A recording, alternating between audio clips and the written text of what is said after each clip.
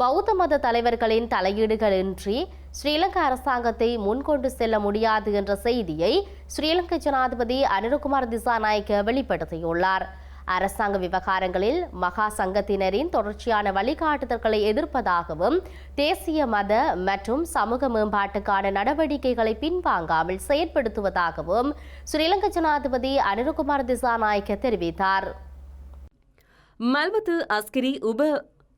மல்வத்து அஸ்கிரி உபய மகாவிகாரியின் அருணாயக்க தேரர் உட்பட நிர்வாக சபை நாயக்க தேரர்களுடன் கண்டியில் உள்ள ஜனாதிபதி மாளிகையில் வைத்து ஜனாதிபதி அனுரகுமார திசாநாயக்க கலந்துரையாடியுள்ளார்.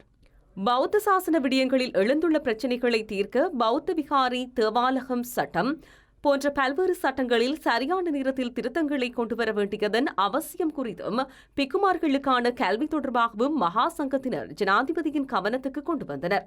தற்போதைய சவால்களை அடையாளம் கண்டு மத விழுமியங்கள் மற்றும் கலாச்சாரத்தை பாதுகாக்க அரசாங்கம் முன்வந்து ஒரு வேலை திட்டத்தை வகுப்பதன் முக்கியத்துவம், பௌத்த சாசன பிரச்சினைகளுக்காகவும் பௌத்த சாசன முன்னேற்றத்துக்காகவும் அரசாங்கத்தின் பங்களிப்பை பற்றி கலந்துரையாடுவதற்கும் புத்த சாசன செயற்பாட்டு ஆலோசனை குழு ஒன்றை நிறுவுவதன் முக்கியத்துவம் குறித்தும் கலந்துரையாடப்பட்டது.